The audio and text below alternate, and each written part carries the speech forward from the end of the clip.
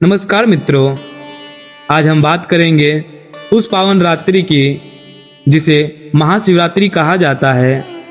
यह केवल एक पर्व नहीं बल्कि आत्मचिंतन, साधना और शिव भक्ति की रात्रि है। महाशिवरात्रि का पावन महत्व धार्मिक मान्यताओं के अनुसार महाशिवरात्रि वह रात्रि है जब भगवान शिव ने सृष्टि के कल्याण के लिए अपने दिव्य स्वरूप को प्रकट किया। कुछ शास्त्रों में इसे भगवान शिव और माता पार्वती के विवाह का दिन बताया गया, तो कुछ में इसे शिव के निराकार से साकार होने की रात्रि मानी जाती है। और मित्रों, अब हम बात करते हैं महाशिवरात्रि के दिन हम सब क्या क्या करते हैं। तो सबसे पहले महाशिवरात्रि के दिन प्रातःकाल ब्रह्म मुहूर्त में उठते हैं, स्नान करके स्वच्छ वस्त्र धारण किए जाते हैं, घर और पूजा स्थान की शुद्धि की जाती है, मन, वचन और कर्म से संयम रखा जाता है। यह दिन आत्मशुद्धि का दिन माना जाता है। इस दिन अधिकांश व्यक्ति उपवास और फलाहार करते हैं।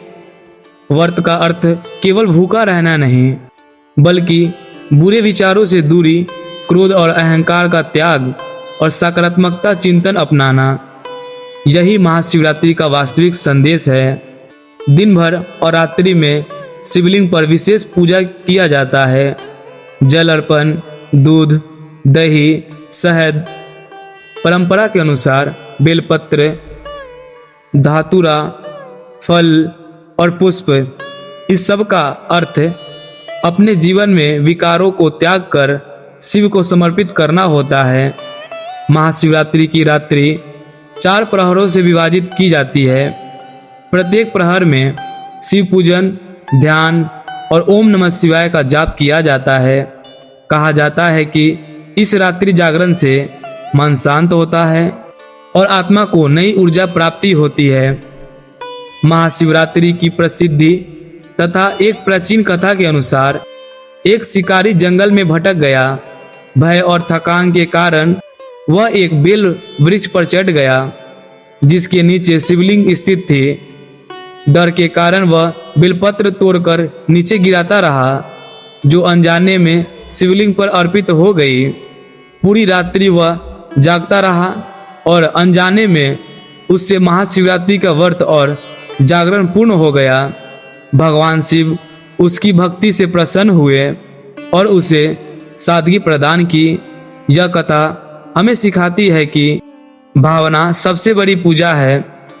महाशिवरात्रि का आध्यात्मिक संदेश और महाशिवरात्रि हमें यह सिखाती है कि अहंकार से प्रकाश की ओर बढ़ना, अहंकार को त्यागना और जीवन में संतुलन बनाना शिव का अर्थ है कल्याण। इस पावन महाशिवरात्रि पर भगवान शिव की कृपा आपके जीवन में शांति, शक्ति और सद्बुद्धि लाए। हमारा उद्देश्य किसी भी धर्म, किसी भी समुदाय को ठेस पहुंचाना नहीं है और ना ही किसी भी प्रकार के अंधश्रद्धा और अंधभक्ति को बढ़ावा देना है।